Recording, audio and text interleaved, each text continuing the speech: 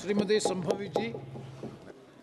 सभापति महोदय, आपने इतने महत्वपूर्ण विधेयक जैसे सबका बीमा सबकी सुरक्षा पर बोलने का आपने मौका दिया। आज हम अपनी पार्टी लोक जनशक्ति पार्टी रामविलास और अपने पार्टी के राष्ट्रीय अध्यक्ष श्री चिराग पासवान जी की तरफ से इस विधेयक के समर्थन में बोलने के लिए उपस्थित हुए हैं।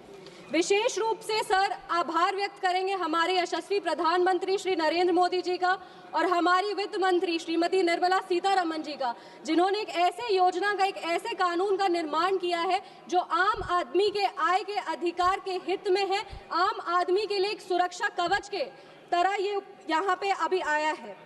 आम आदमी के जीवन का क्या मोल होता है सर, ये एनडीए की सरकार जो है वो बहुत ही मजबूती से जानती है और उसको पुनर्स्थापित करने का प्रयास करती है। पर आश्चर्य की बात यह है सर कि जब जब इस सदन में रक्षा की और सुरक्षा की बात होती है तो विपक्ष को एलर्जी होती है। जीएसटी जिसमें आम आदमी के आय की रक्षा होती है, जब उसकी बात होती है तब विपक्ष को एलर्जी होती है। अगर हम बात करें बिहार में महिलाओं की आर्थिक स्थिति को मजबूत करने की बात होती है, उनके आय की रक्षा की बात होती है, तब विपक्ष को एलर्जी होती है। अगर हम बात करें ऑपरेशन सिंदूर का, जिससे हम अपनी सीमा को सुरक्षित रखते हैं, सीमाओं की रक्षा की बात होती है, तब उनको एलर्जी होती है। और अगर हम बात करें एसआईआर का, जो लोकतांत्रिक अधिकार को मजबूत करता है, उसकी बात होती है, तब भी विपक्ष को एलर्जी है। तो समझ में नहीं आता है सर कि इनको रक्षा से एलर्जी है, लोकतांत्रिक अधिकार से एलर्जी है कि सुरक्षा से एलर्जी है। इनको सरकार से दिक्कत है, इनको आम आदमी से दिक्कत है, या इनको किसी गरीब से दिक्कत है। जब भी गरीबों के हित की बात होती है, दलित वंचित शोषित वर्ग के हित की बात होती है, तब हमेशा ये कुछ ना कुछ करके इसका विरोध करते हैं। सर ये विधेयक जो है वो पुनर्स्थापित करता है कि जितनी गंभीर सरकार विकसित भारत एट 2047 के लिए है, उतनी ही गंभीर वो सुरक्षा बीमा हर एक इंसान को पहुंचे 2047 तक, उसके लिए भी है। हमारे सरकार की आधारशिला जो है, जो विचारधारा है, वो है रिफॉर्म, परफॉर्म और ट्रांसफॉर्म। और उसके तहत पिछले 10 साल से जो भी सुधार हुए हैं बीमा के क्षेत्र में, उसको ये विधेयक और मजबूत करता है। उसके लिए मेरे पास कुछ आंकड़े हैं।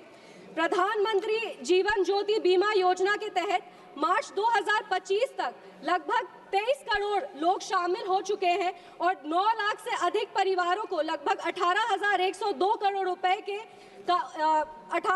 102 करोड़ रुपए का क्लेम दिया गया है। अगर हम प्रधानमंत्री सुरक्षा बीमा योजना की बात करें तो इसमें लगभग 50 करोड़ नामांकन हुए हैं, जिसमें 23.5 करोड़ महिलाएं हैं। अगर हम अटल पेंशन योजना की बात करें तो इसमें लगभग 46,000 करोड़ रुपए का फंड जमा हुआ है। इसमें 48% जो महिलाएं हैं उनको लाभ मिला है। सर ये पुनर्स्थापित करता है कि केंद्र सरकार बीमा के माध्यम से सबकी आय को सुरक्षित महसूस कराना चाहती है, सबके जीवन को सुरक्षित रखना चाहती है। महोदय, ये बिल सिर्फ एक घोषणा नहीं, इम्प्लीमेंटेशन का एक रास्ता है। इस बिल के कुछ प्रावधान हैं जिसको हम फिर से एक बार दोहराना चाहेंगे।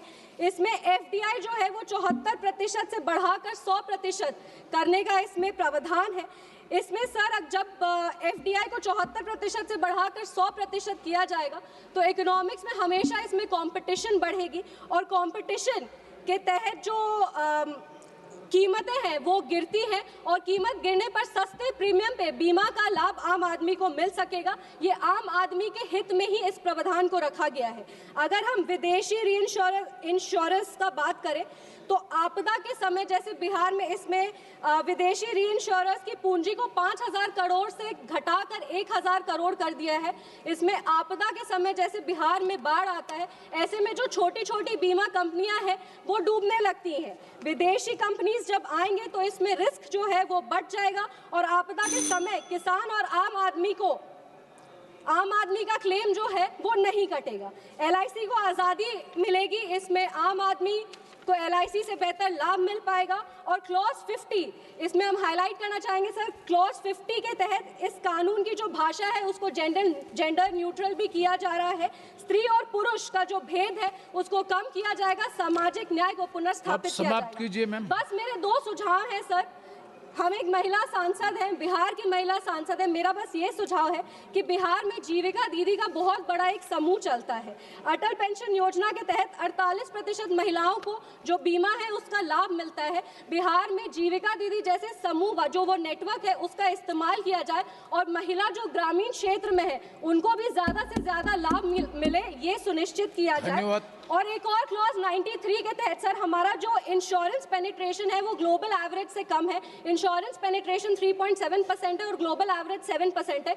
इसको बढ़ाने के लिए क्लॉज 93 के तहत जागरूकता का जो एक प्लान है वो एजुकेशन, क्लॉज 93 के एजुकेशन फंड के तहत जो स्थानीय भाषा जैसे मैथिली, भोजपुरी, अंगिका ऐसे में धन्यवाद श्री राजीव जागरूक अभियान चलाया जाए। बहुत बहुत धन्यवाद। जय हिंद, जय बिहार। मौका देने के लिए